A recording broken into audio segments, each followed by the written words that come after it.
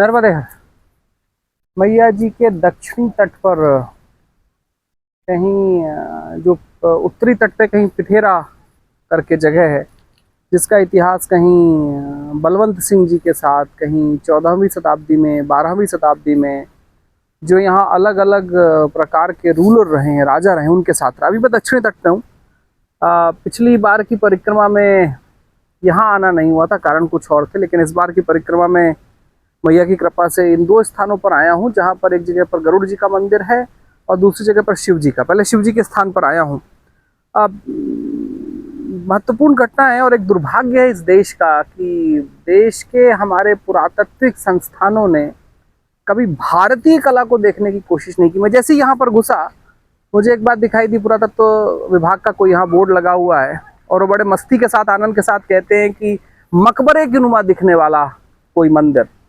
दुर्भाग्य कि आज तक पुरातत्व वाले कभी किसी मकबरे को देखकर ये ना कह सके कि ये जो पहले पुरातन मंदिर हुआ करता था।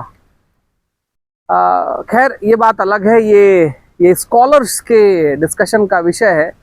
लेकिन दुर्भाग्य है कि हमारे मंदिरों को अगर संज्ञाओं को भी देना पड़ा है तो कहीं विधर्मी अंदाज से देना पड़ा है। एनीवे, आज जिस मंदिर में खड़ा हूँ, ये करीबन जो भी आर्कियोलॉजी वाले जितने जानते हैं उससे अधिक। मैं मंदिर के अंदर से आ रहा हूँ। यहाँ पर ये मंदिर है जिसका पूरा का पूरा, अगर आप केदार जी का मंदिर देखेंगे तो केदार जी के मंदिर में कहीं भगवान शिव के चारों तरफ कहीं प्रदक्षिणा करने का एक स्थान बना हुआ है, जो इस मंदिर में बाहरी तरफ में है। तो कहीं ऐसा लगता है कि इस मंदिर की जो कहीं कुछ पुरानी निशानियां हैं, जो प्रदक्षिणा व्रत है इस पूरे मंदिर का, कहीं उसका संबंध कहीं केदार जी के मंदिर के साथ रहा होगा। मैया नर्मदा के तट में, दक्षिणी तट में होने के कारण, महत्वपूर्ण बात है गरुड़ जी के होने के कारण, क्योंकि गरुड़ जी का मंदिर कहीं पीछे है।